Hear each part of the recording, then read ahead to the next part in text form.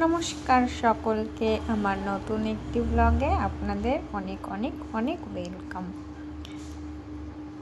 এটা ছিল তিরুপতিতে আমাদের সেকেন্ড ডে, যার জন্য আমাদের ওখানে যাওয়া সেই কাজের জন্যই আমরা বেরিয়ে পড়লাম সকালবেলা। সকাল বলতে তখন তবুও 10টা সাড়ে 10টা নাগাদ আমরা বেরিয়েছি।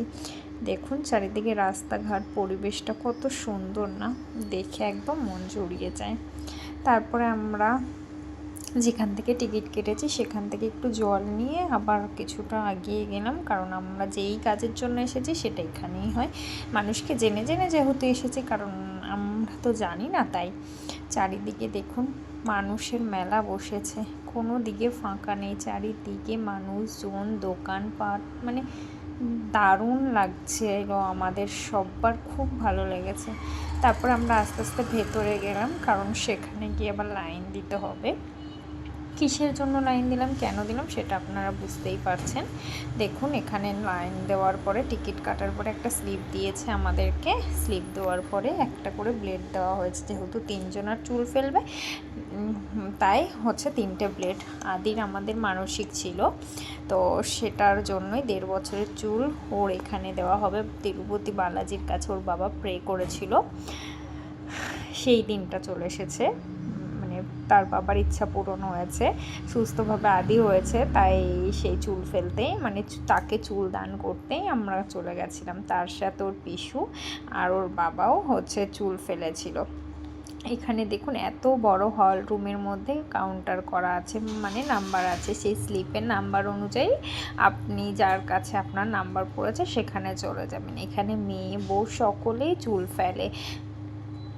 মহিলা আছে যারা মেয়েদের ফেলে, বাচ্চাদেরও ফেলে, আবার ছেলেরা আছে ছেলেদের ফেলে।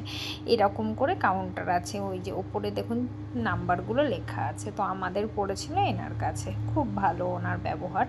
তো প্রথমে একটুখানি চুল কেটে আমাকে দেওয়া হলো। এখানে কুণ্ডলি আছে, কুণ্ডলির মধ্যে ফেলতে হয়, আর বাকি চুলটা ওনারা পরিষ্কার করে ফেলে দেন।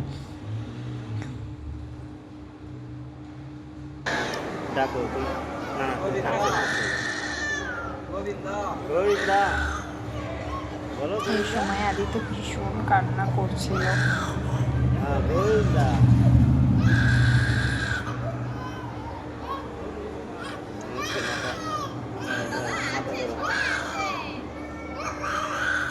তারপরে ওর পিসু কেটে নিল, আর ওর পিসু কাটার পরে আদিকে দেখাচ্ছিলাম যে বাবা তোমার চুল কই।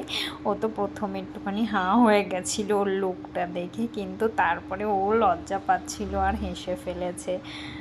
প্রথমে যেহেতু একটু কান্না করছিল তাই।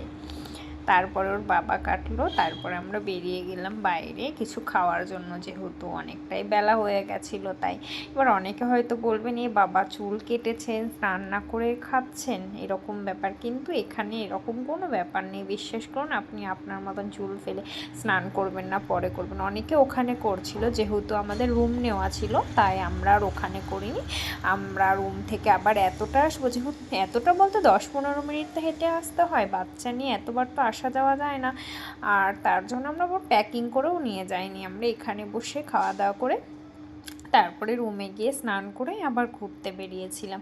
তো খাবার দিচ্ছিল না বলে আদি রীতিমতো দেখাচ্ছিল। আমরা এক একজনে এক এক রকম খাবার নিয়েছিল, যেমন আমি নিয়েছিলাম পরোটা, দিদিও পরোটা, পুরি, ধোসা, আর আদির বাবা নিয়েছিল রাইস ছিল। আর আদিকে কলা কিনে দেওয়া হয়েছিল। খেয়ে আসার পরে ও কলা খেতে খেতে আমরা একটু সময় এখানে কাটাচ্ছিলাম, যেহেতু লোকেশনটা খুব ভালো ছিল, তাই একটু বসে বসে আমরা সবাই একটু গল্প করছিলাম। বাই। আমার ভিডিওগুলো আপনাদের কেমন লাগে প্লিজ কমেন্ট করে জানাবেন। টাটা, ভালো থাকবেন।